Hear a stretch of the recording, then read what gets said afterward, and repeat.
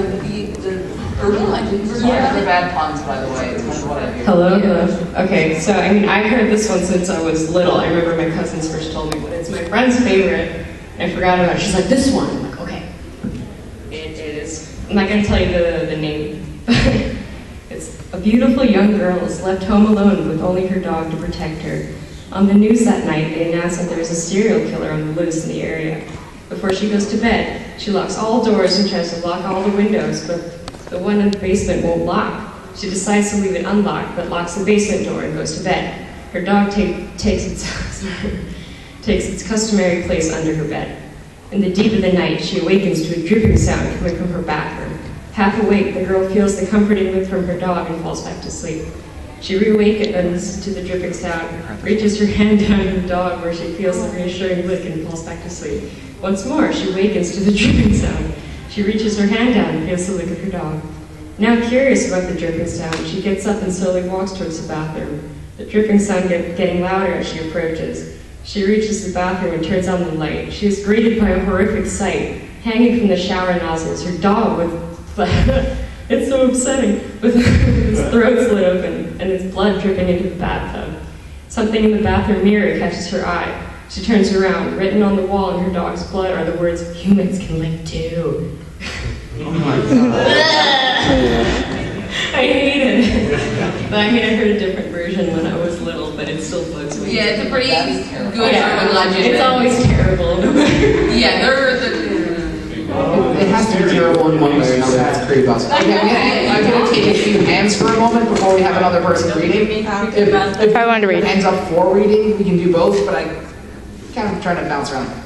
Hi, you are waving frantically in the back. I'm doing a reading. I want to do a reading. You want to do a reading? All right. Well, Yellow Key Ruby, you had your hand up, right? Yeah. yes, you did earlier, so you first. Oh, and then you in front, who had his friends gesticulating at him. Okay, does that sound fair? Yeah. Are you talking or reading? Reading. Hammer Girl, what do you... Reading. Do you just have your hand up, or...? Yeah, I have my hand up. Okay. For reading, you should. Yeah, reading. All right. This one's super duper short, so. Go right ahead. Super short. I like your pajamas. Thank you. Tiger. Pajamas. Oh, my, thank you. Hello. Hi. This one is called The Portraits. This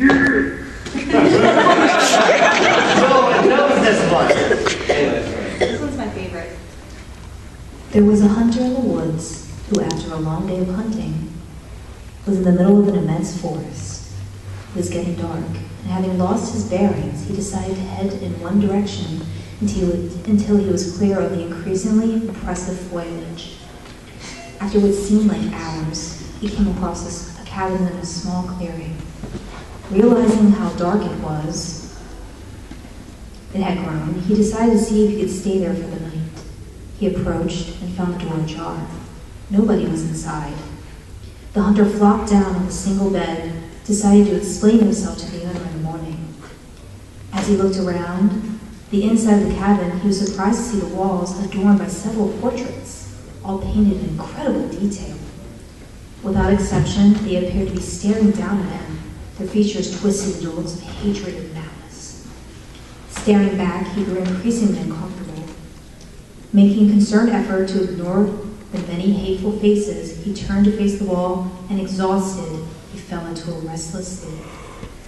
The next morning, the hunter awoke. He turned, blinking in an unexpected sunlight. Looking up, he discovered that the cabin had no portraits, only windows. Oh. Whoa.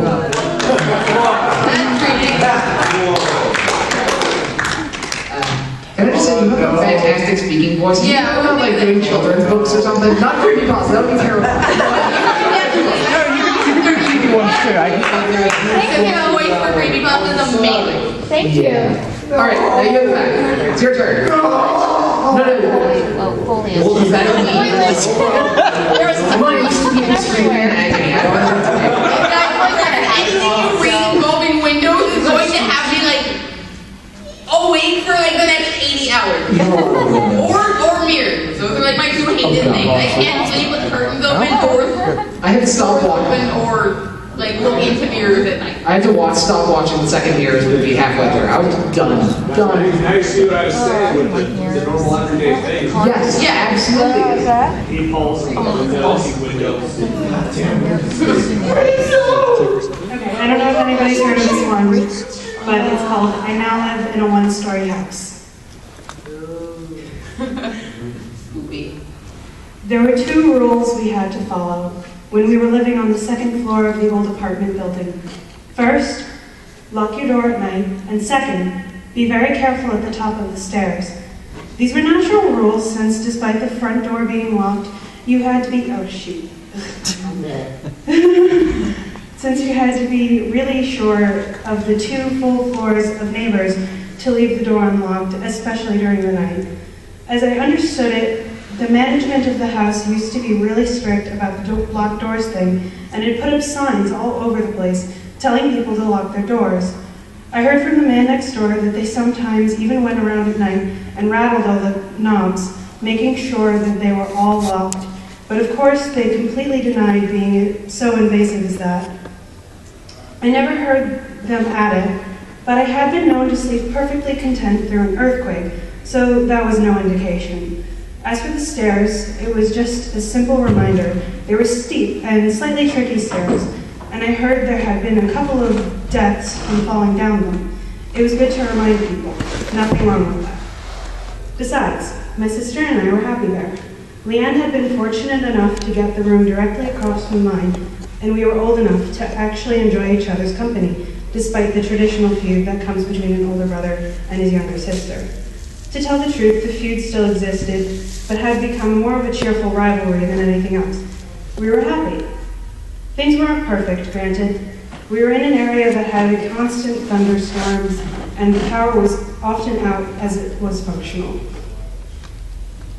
My room had a continuous smell of strong soap, and although that isn't all the worst thing that it could smell of, it was a bit tiresome after a while. Leanne's room developed a troublesome lock, and half the time the bolt would click out the moment someone pulled at it. We wanted to move out, sure, but we also wanted to wait until we could be sure that the other could too. If only we had known, if only there had been even the slightest flicker of menace, but there was none. There were no cold spots, no abnormal shivers when passing over certain areas, no strange noises but for the occasional rattling of knobs in the night. Nothing until that night. I awoke in the middle of it, simply out of thirst. I first tried my sink, but the power was out, so the pump wasn't running. Annoying, but the landlords kept a tank full at the top of the stairs, exactly for this purpose. Really, I should have thought to fill up my own jug whenever there was a storm warning, but however many times I had thought of it, I had never quite managed to go through with it. I went out to the landing, torch in hand. Halfway to the tank at the top of the stairs, I tried to click it on and found that it was dead, but that mattered little. There was ambient light, and lightning frequently flashed through the skylights with which the architect had had a love affair when designing the building. I got to the tank and began filling my bottle, when out of the corner of my eye I glimpsed movement halfway down the staircase. As I looked, there was nothing, though it was that kind of nothing that happens when you're staring at the object you're looking for, that sense of it being right in front of you, if only you could see it. Then by the flash of lightning, I saw it was really there. It was crawling. It had to, as it had no legs that I could see. It was like a torso, cut off right above the hips, reaching out with both hands and pulling itself up the stairs, one slow, painful step at a time. Black tatters shrouded it, I suppose, because clothing wouldn't fit right on the thing. It was shrouded in the black tatters, and where they failed to cover, blank space showed, not black and definitely not white, but rather a simple absence that I still cannot think of without my stomach rising in protest. The space was not empty as the vacuum beyond our planet is, but rather it was less than empty. It was hungry, it sucked in. It was the opposite, all that was material and physical. Then the lightning flash faded, but I could still somehow perceive its shape continuing up the stairs. Even as I turned to run, another flash lit the room, and as though it had sensed my intent to flee, it lifted its head and... I'm sorry, but I cannot. I will never set to word, neither spoken nor written, my full description of its face, or, for lack of a better word. It was simply all that a face should not be, and since this time there has been no sight so horrible, so fearsome, so terrifying, that has impressed itself upon me in the least, for how could it compare? That is the one triumph, I suppose, that I bring from that night out of all its horror. I shall never again be cowed by the sight of evil, for the one worst done by man is but the palest reflection of the visage that faced me then. I ran. What else could I do? I ran to my room as fast as I could and began fumbling with my keys, all the while becoming aware of a faint, slithery drag thump, coming from the stairway. How far had it been? Halfway? 2/3? How many steps did it have left? Finally, I forced my key into the lock, yanked the door open, dove in, locked it again, and collapsed. The adrenaline suddenly gone. I had no time for introspection. However, as I suddenly realized that I could still hear the thing, now up on the landing. It was still crawling. I could hear hand over hand slither of it as it came straight to my door. The handle moved. It rattled for a moment, then went still. Even as I started to let myself relax, I heard the door of the next room over rattle, but it too was locked. I heard it go down to the end of the hallway, rattling each door in turn, testing the locks. I sat and prayed that none of the other tenants had left their door unlocked, leaving themselves open to that terror. Then, as it had come back and was almost across the hall from me again, I thought, Leanne. Its slithering movement was clearly across from me. I listened, hoping, praying for a rattle. The lock clicked, and the door creaked. I couldn't help it. I grabbed the useless flashlight as a club and threw open the door. At the same time, there was a clatter and an all too familiar scream from the direction of the staircase. I ran towards it, other tenants opening their doors and peering out, working torches and lighting the hallway. There was yet some glimmer of hope in me, some faint wish that if I got there fast enough, she would be all right. But no. There, at the bottom, crumpled like a broken toy, the marks of hands fast fading from her ankles, was Leanne. Wow. Yeah. You got last one I'm okay, I swear. She's okay. You're okay. If anybody wants to administer hugs, come up to the stage. No more stairs. I want you to know those stairs. No more stairs. About those stairs. We warned you about the stairs. I couldn't help myself. Kill it with fire. Fire solves everything. If anybody else has anything they want to say, read. Wait, has anybody read/heard about the rape? I've heard of the rake and never read it. That is the first thing that came to my mind, and I could not sleep for like a day and a half after I read that. And I didn't even read the whole thing. Can I ask the relative level of terror of this? Okay. Okay. Don't worry about it. Okay. I'm fine. Okay, she's good. All right, you can go. Come on up. Can I just give a round of applause to these people coming up and bravely reading this book? All right, so this time I'm reading from my phone. Okay, this one doesn't have a name. It just has the fever. All right. Man and girl go out to drive under moonlight. They stop on a side of road. He turned to his girl and said, "Baby, I love you very much." "What is it, honey?" "Our car is broken down. I think the engine is broken. I'll walk and get some more fuel." "Okay, he'll stay here." and look after our stereo. There's a news report.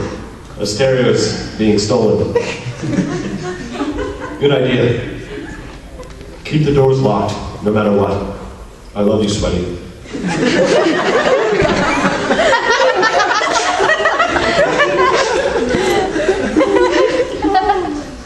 So the guy left to get full for the car.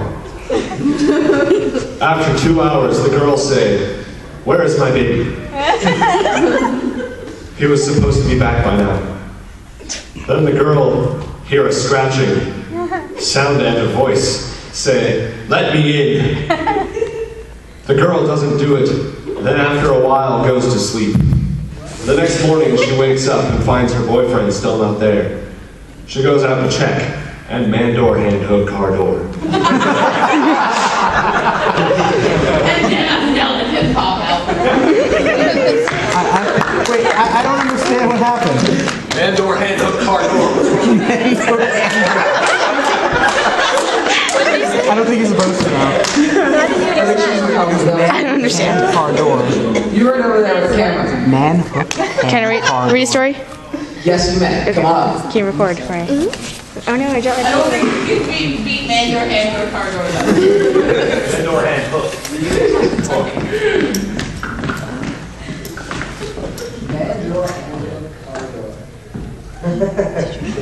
Don't remember that one.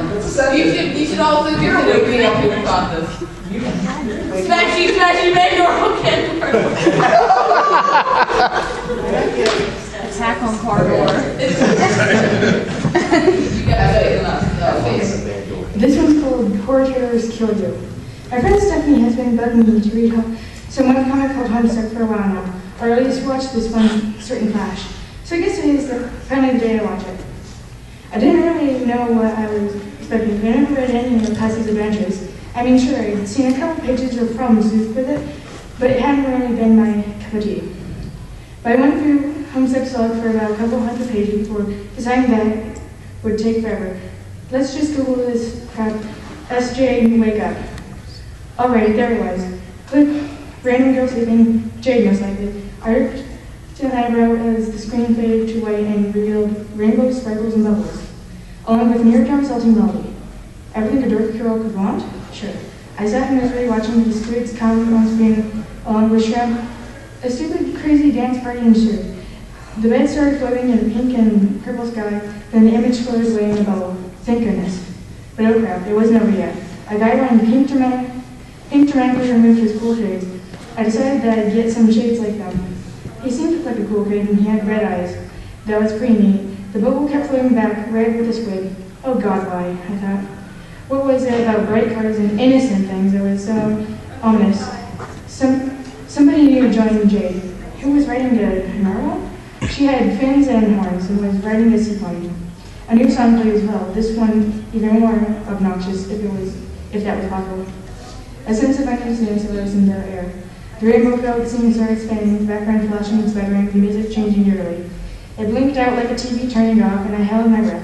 Just like once again, naively thought that it was the end, a low throb reminiscent and a heartbeat sounded. The screen flickered slowly and started. I saw that my lamp was flickering too.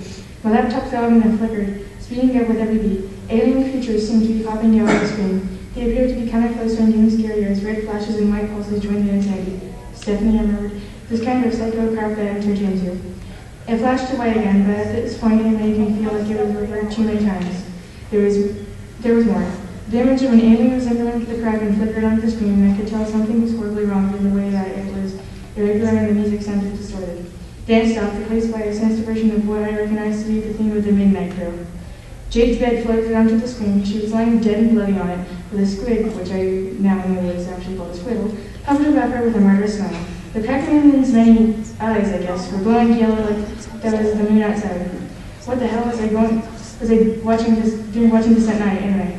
Fading on the screen, glowing like a candle, was a face in a bloody red font, Horror Terrors Kill You. But even that was not all. Bear with me. As I shut my laptop frame pretty badly, I watched the twink lamp completely turn off and the TV slowly turn on. At first, it was a faded snowy screen, then the image of a cracking alien horror blinked into sight. A soft noise like millions of voices into the into a rewind to the flame started up. Then one single demonic whisper.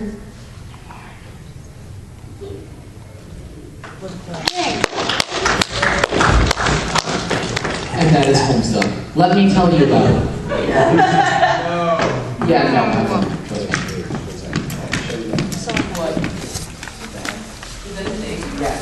Thank you.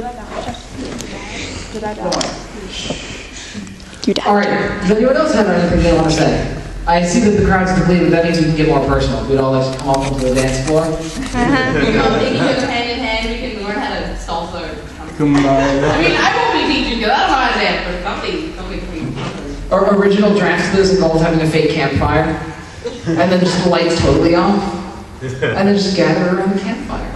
Unfortunately. Sing our campfire song. Yeah, except less campfire songs and more windows. Alright, there was a hand up back there. A couple of them, actually. Alright. Before you come up, I actually have just like two stories. One is, just want to know if anybody's ever read them. And if not, I'm totally gonna like really super brief summary them. What? Oh, I got 3 stories. I'm good at this. One of them is called Spelunker. Has anybody read it? No. That was the one that I actually was scared out of my wits by last year. I'd forgotten about the one that she told about the crowns. Yeah, Spelunker is just terrifying. You want to summarize or should I summarize? I'll summarize. Okay. There's a cave that people are going into because they like spelunking, because that's what spelunkers do. And it's a pretty unexplored cave. It's under a highway. They go down into the cave. It takes them days to dig the hole big enough for them to get into because it's completely and utterly unexplored. So once they finally get in, yay, it takes them like a month or so to finally dig because it's super duper duper packed. Make it into the cave, yay. Basically people explore cave, they go farther back. Eventually, they get, somebody brings his friend, who's a professional spelunker, they bring their dog. There's a hole that they find that they can't seem to get open. It's really, really tiny. Slowly chisels away. Every day he crawls a little bit more into it. The dog will not go near it. The dog goes near and runs the other direction. Eventually he manages to get the hole big enough, he crawls through, he gets a super long corded, like spelunking fancy phone thing that is meant to be corded, connected to whoever is at the front of the cave at all times. Yay. He goes, he finds a boulder, he has a headlamp, yay. Boulder is super huge, it's round, like think, kind of like circle-ish but thin, just propped up against the wall. There are creepy hieroglyphic rune things all over the walls. He goes down, realizes that his light on his flashlight is running out, goes back. Yay. So much fun, much spelunk, wow. He does this again a couple days later because he had a really eerie feeling when he was in there. Goes back, brings another person who was, kind of indifferent to coming. Grabs flashlight, extra batteries for his helmet, goes back down, is exploring the cave, starts smelling this really awful smell, no word of what it is, nothing's really changed too much. Suddenly he hears this terrible and he tries to call his friend to be like, dude, did you hear that noise? What the heck is going on? And no response. So he figures, okay, he probably just walked away from the phone for a second. He starts following the phone cord, trying to find the entrance. He finds the big open area room where the big round rock was before. It has now moved and busted over his phone cord. Basically, whoops, yeah, really creepy. Like it's a several ton rock too. Giant dark abyss room behind where it was. He starts hearing really creepy like screams and basically is running out as his batteries are running out on his headlamp, his second set, and really, really creepy stuff. And then nobody sees him and he won't answer phones and answers the door for like 2 seconds and goes, I am not talking about it, leave. And it's really, really freaky if you read it. I'm terrible at explaining things, but Oh. I'm trying to think what the other one was now. I'm mad because you messed me up. Sorry. I'm blaming you. Oh, one of them is called Abandoned by Disney. Yes. Yes. Yes. Never read it. Did you read Heard of part it. 2, room The zero? notes one, the suggestions. Room 0? Oh yeah, I read Room Zero. There's also a third part that's called Suggestions. That's a suggestion box, like written by the people that were staying at the resort before it shut down. For those of you that don't know, Abandoned by Disney is about a supposed Disney resort called Mowgli Palace. In the Bahamas. Hmm? In the Bahamas. Was it in the Bahamas? Yeah, it was in Bahamas. Yeah, and Guy and his friend go to explore. It's basically just abandoned random. There's kind of like cultish things.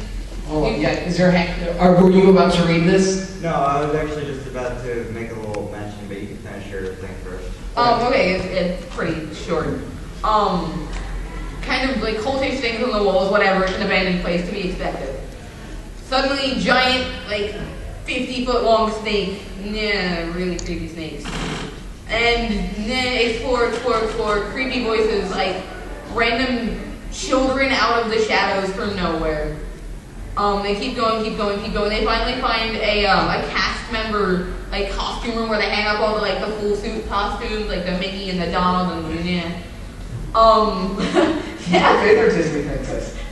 Yeah, she's mine too. Anybody else love yeah? And basically, long story short, there's a Mickey costume that's like hanging on the wall, and it is inverted colors, like black and blue, and really like distorted, inverted pictured colors. Mickey that just like is hanging on the wall, whatever.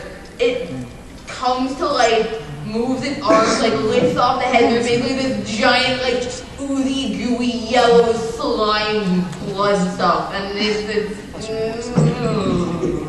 I tried to read it because we were gonna do like a PowerPoint, and I was like, no. Yeah. All right, so we have enough time for one more reading. I am amazed that we got through an hour and a half, and I thank you guys for actually sitting through with this. You guys are pretty fantastic. Yeah, I'm pretty amazed that like you guys aren't all gone because of how terrible we are at this. Yeah. All right, there's a hand in the back there. Did you want to come up to read? We actually had a bunch of people waiting before then, so unfortunately can't get to you. I'm sorry. No, you're fine. There's someone behind you. Turn around. Look, see? Yeah, no, he's the one I'm saying no to.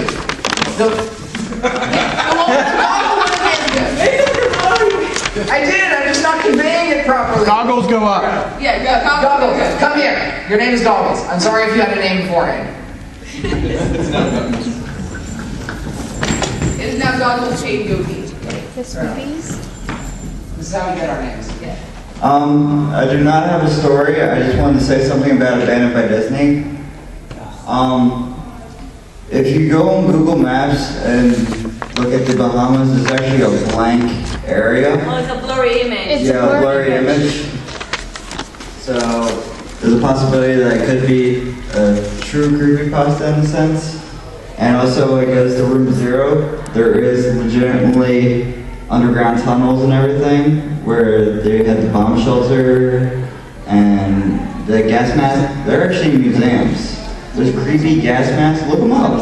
It's amazing. I want one. I really do. The creepy Disney ones from Room Zero. Yeah, that's terrifying. All right, then we actually do have more time for one more story. So,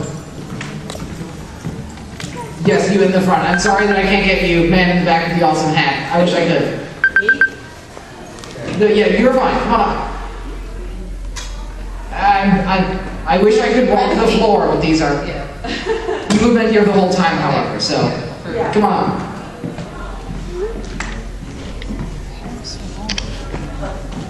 You okay? Got it? You need a friend? Oh, cool. Two things, and I'll give the audience a choice. A real-life creepypasta that my mom told me that she actually experienced herself, or the thing that walks the fields. The thing that walks the fields. I'm gonna go for the first one. The real one. The real one. Proof or It's lies? gonna be far more terrifying. Let's go with the real one. All right. The real. Is everybody okay with the real one? Yeah. All good. All right, good show, please. My mom, when she was young, told me that, she told me that when she was young, that she had found a cave. Yeah, sorry. It's cool, it's cool. Go ahead. And it was up in, it's an Indian territory. Now, when she looked into this cave, there were paintings all over the walls of these people, these little white people with their bows, spears, and arrows and stuff like that. And she decided, oh, cool, let's explore. So she went deeper in. And deep, deep, deep down into the cave, she found a little piece of copper. And it was very specifically shaped. Sorry, I didn't like. Now, she didn't know what was going on, but to see the whole wall, just all the walls covered in these white figures, and this little piece of copper, it was kind of creepy. So she bagged ass without the copper piece. She left it where it was, buried deep in the cave. And I think she asked an Indian, a Native American, what about this cave and all these paintings, pretty much these paintings on the wall. And the Indian said, those are warriors, because the piece of copper, there are actually tons and tons of these pieces of copper, because they're all part of an arm of a sorcerer that it took all the Indian tribes to take down. And all those paintings of guys on the wall, they are basically stationed there to make sure that the pieces never come together. Because when they come together, the sorcerer will come back to life and will wreak havoc on the world. And that's it.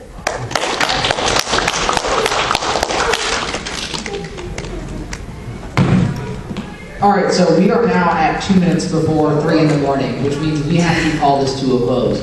Thank you so much, everybody who's been here, no matter how long you've been here, for being here and putting up with us. We'll be kind of hovering around if you want to talk. I'm incredibly sorry to everybody who wanted to say something and couldn't. And yeah, that's basically what I had to say. Thank you all very much for coming. And I hope you enjoy the rest of your convention.